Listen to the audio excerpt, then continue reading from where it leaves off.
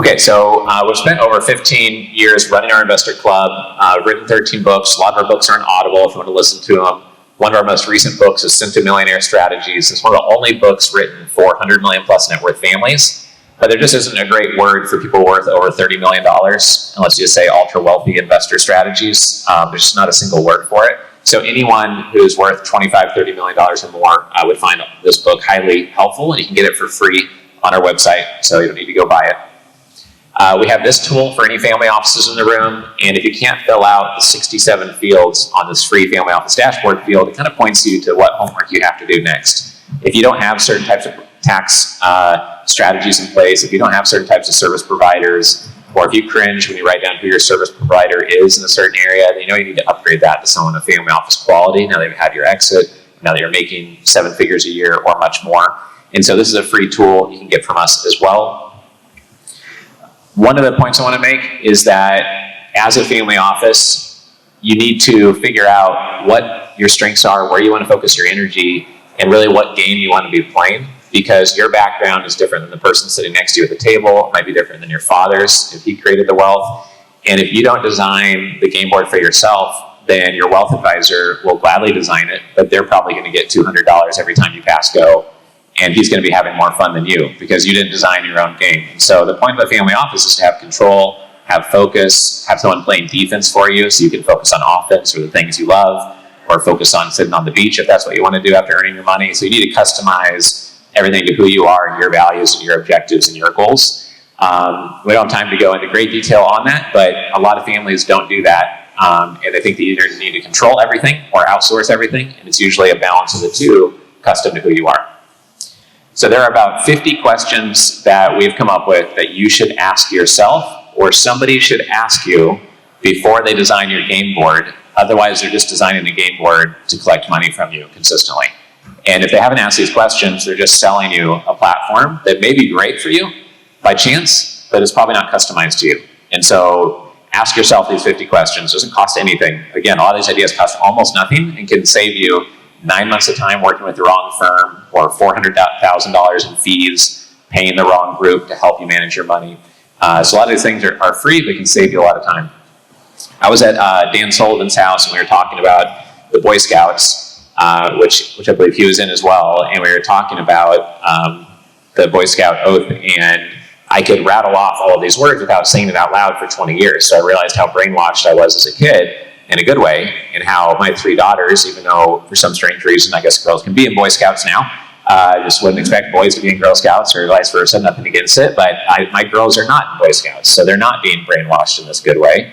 And I realized it probably did more good than I realized. And so while it would be such a waste of your time for me to come up here and say your company should have core values, because everyone's been saying that for the last 30 years, what's interesting is that well, if we switch hands here, who has values for their company defined? It's probably about 90% of the room. Who here has values for your family on a wall at home, and you have formalized values for your family? About 12 people, maybe like 8% of the room. What's more important, the success of your family, your personal life, or your business? And it's so lame for me to say your company should have values, but almost no families have values on their wall. I've never met a single $100 million net worth family that already had their values on the wall, unless they were like Mitzi Perdue from the Perdue chicken family, and like she's super focused on legacy, next generation, and speaks on that all over the place. Or like someone like Pierre, or they have someone tracking the 4,000 cousins. Nobody else really is doing that, and it costs nothing again. But it's so obvious that if you want to align your energies and set expectations, what's acceptable in the family, then you obviously should have values defined. So we have ours on our kitchen wall, and my daughter came with me to New York. I don't know if Josh from Accountable Equity is in the room. There's my buddy Josh right over there. So I brought my 10-year-old to his event, which was great. He got this resort that was doing like $2 million in revenue when you bought it or less, and it's now doing $23 million in revenue. He's booked 800 weddings since COVID started. So he's a beast at booking weddings through these resorts he buys. And I brought my 10-year-old to his event, and she stood on stage and recited these values for the room without looking at a piece of paper or anything to prove my point. And just bringing her to the business conference was part of the point of sharing the family values so that I'm not gone traveling all the time, etc. And so when they wanted to buy, this is a picture from when we lived here in Key Biscayne a few years ago, when they wanted to buy an electric toy car Tesla, they cost $350. They said, well, I'm just not going to buy you this $350 toy on a whim. So you earn the money. If you want it, then earn it, and I don't care. Spend 100% of what you earn on it if you want to. So we did lemonade stands here in front of, that's where our office was in Key Biscayne, which is about a block from Starbucks. And the first time we did it, my wife said, oh, you're going to do it at the end of our driveway? I was like, no, for sure not, because we don't have good foot traffic there. You know, we need to go somewhere that's got a whole bunch of people going by. And there's like an annual techno sort of concert type thing that goes on in the Miami area. It's like 200,000 techno nerds with neon whatever stuff going on. And a lot of them are staying in Key Biscayne, so they'd have these people come by with all their friends and get lemonade, and people that live in Key Biscayne recognizing us, and they'd bring in $55 a day, and we taught one to call out to people on the other side of the sidewalk, and instead of saying, do you want lemonade, and say, do you want some cold, ice cold, fresh strawberry lemonade? And would teach them to be outspoken and teach them to speak on stage at an event like Josh's, and teach them, if you want something, you got to make some money to get it. I'm just going to hand you money your whole life. And so I think you saw that come up in some of the talks here today. Pierre talked about empowering the next generation, not spoiling them. We have over 1,300 videos and podcast episodes that we've recorded for you. They're absolutely free. They've been downloaded over 2 million times. Right now, we're on episode 8 or 9 that we're releasing, and every day a new episode comes out in our 14-part free series on YouTube and our Family Office podcast called How to Start a Family Office. So if you or anyone you know is looking to start a family office, they don't have to pay us $1 to get a whole ton of information from us. They can get our book, literally called How to Start a Family Office. They can watch our mini-series on YouTube or the podcast. And what we find is that the more we give away, just like anyone who runs a podcast, the more relationships we grow, and the more great people we get to meet and work with over time. And we used to charge $7,000 a month to set up family offices. I realized some families were getting their brains all twisted around like, oh, how many hours of your time do we get? How do we cancel it? What's this clause? What's that clause? And as our business grew, we realized we didn't want a bunch of friction of these $400 million or $50 million net worth families working with us. So we said, forget the retainer. We'll help you for free. Get stuff set up, introduce you to service providers, upgrade your wealth advisor, do all these different things for you at no cost. And I bet after getting to know you, you'll enjoy coming to one of our events, like an event like this, or speaking on stage. And then we'll do business over time. Maybe they put a little bit of money into a medical practice that we have equity in. Maybe they put a little bit of money into the investorresidences.com Airbnb fund or something like that. And so that's the model that we teach at our workshops, is to add value first to investors. And then it's de-risk because you're in a bubble in a context of trust. And it's not a random person at the airport trying to sell you a vacuum or a Rolex or an apartment building. It's someone that you already know, and you already got value from them. That's why I spent $50,000 a year to be in Dan Sullivan's group, is because I had already got hundreds of thousands of dollars of value from him. And so that's the type of marketing we recommend for those of you raising capital, and those are some of the resources you can use if you're starting a family office. If you missed this morning, we bought Billionairescom last year for $500,000. It took us 12 years of following up until they cracked, and they wanted $1.2 million for over a decade, so we got it for $500,000 a steal. And we interviewed Mark Cuban recently and get a whole bunch of insights there directly from billionaires if you're running a family office here.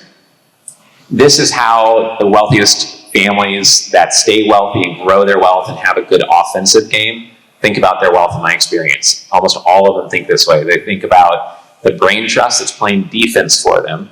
So that would be in bucket one, their diversified market exposure. And maybe they tell their wealth advisor they love Costco and Amazon and Tesla, whatever it is, but then they let them just diversify them otherwise. And then they have a different brain trust, typically, helping them with conservative, cash-flowing real estate. Maybe 10, 20% of it is development, maybe more if they're more open to risk. And real estate's the second bucket to have sleep-at-night assets, some of it trust, maybe some of it not, so that you can play defense, track inflation maybe, and also grow your wealth while having assets that are less likely to go to zero than some types of operating companies.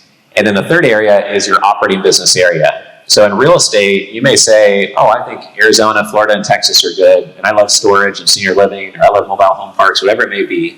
And you're usually choosing food groups, maybe the locations, and usually, unless you choose one niche you love to self-manage, you're trusting third-party funds and advisors to giving you that real estate exposure. But you are choosing the locations and the strategies a bit if you're a big family office that's matured over time. With the operating business area, I usually focus on just one or two niches. And it could be the place where you created your wealth, or maybe you made your wealth in stem cells, and now you want to focus only on manufacturing for some reason, or the opposite direction is more common. and you think, okay, well, that's the future. So I'm going to go to stem cell conferences, read every magazine, listen to the podcast, look at 100 stem cell deals, and over time you'll be able to tell the good from the bad stem cell deals and start out small. But the point is to have a focus in just one or two areas. We've met $3 and $5 billion family offices, and most of the most effective ones just have 1 to 3 focuses where they really get their hands dirty and they know enough that they could be chairman or CEO temporarily if they needed to add value to the company. So that's important to realize. And so you have the most diversification, least control at the top, a little bit more focused in the middle, but you're not walking and checking out the roof and the foundation yourself, typically handling it through property managers and investment advisors. And the third area is investing deeply in 1 or 2 industries that you know really well or you want to know really well. We're not going to go into detail here because I think I'm talking too much, but doubling your deal flow is more important than most families know. I have a client here in town that sold their company to a publicly traded entity for $40 million. He's a friend, not a client. And after his $40 million exit, he said, man, I've been bombarded with deal flow. I've probably seen 30 deals the last 3 years. But some people here on stage, you see 30 deals just during this event in their email inbox from people that they didn't meet here at the event, or 30 deals in a day. And so when you only see 30 deals, what's the top 1%? Like maybe none of those were top 1%. Or maybe you get lucky and 5 of them are.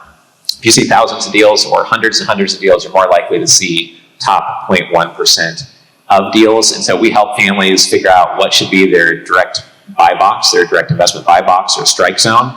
But also, if you want to buy dry cleaners in Austin, then maybe think about doing what every $1 billion plus private equity group does. They create a universe of 400 dry cleaners who are in Austin, they have a certain level of revenue, figure out contact details for all of them, and systematically email, call, meet, have cups of coffee, know all the brokers in that niche, and they know everyone better than anyone else in that area if they're serious about originating deals, and that's how you get off-market deals. And as a family office, most important part of this slide is that you want to see deals first, exclusively, and at a better valuation than anyone else, just like Kevin Harrington gets to do because of his background. And then that is going to compound on your balance sheet and really be a strong offense for you to be playing. Strategic choke points are just points where once you acquire that, things go faster. Us buying the largest social media asset in the dental industry because we invested in medical and dental practices with 375,000 members in it 3 months ago. Now we get more dental deals done and we know more dentists. And so having that as a choke point, we're not going to sell it now that we own it. Same with Billionairescom or writing a book called How to Start a Family Office. These are all choke points that give us momentum. So whatever unique game board you've designed for yourself, then you should be acquiring strategic choke point assets that might be free to acquire, just take hard work, like writing a book, or it might cost $500,000, but maybe you could group together with 3 other people and buy that asset. So you'll notice that a lot of these strategies are what families did to create their wealth and propel their wealth, but it's also how you can create your initial wealth if you're not yet a family office. We have a 5.5-hour workshop on investment structure strategies, and we're going to take about 30 seconds to talk about it now. But if you take a mediocre deal and you let me structure it however I want for my client, I can make it amazing. So you have all the risk, we have all the collateral, we get all the income, we double our money first. And if you take a if you take a really great deal and structure it poorly, then it's a really bad deal. And so we believe in that really strongly. That's exactly why we structure a lot of our deals the way we do, where we don't charge dollar of asset management fees for the Airbnb fund until you double your money. We also, in our medical practice deals, are typically doubling people's money through gross revenue royalty structures. We've done 13 deals using gross revenue royalties, and most people have never done a single deal in that area. We really like the flexibility of them. So we don't have time to go deep in this, but just know that building your muscle in the area of structuring deals wisely can really compound your returns as an investment manager or as a family office. More so than I realized the first decade running this investor club and going to these events all the time. I overlooked it for a really long time. Okay, so when you're forming your family office, think about upgrading your wealth advisors. Think about onshore, offshore, trust and estate managers. We help people figure out the direct investment buy box, deal origination, service provider upgrades, getting their dashboard figured out, and just leveraging the $4 million a year in overhead we have running our club to help them run it faster or better. And I hope that some of you here in the room who are not a family office yet go the full circle and you work with us 2 years from now or 10 years from now when you are at that level. So I'd love to keep in touch with you as you go through that process. So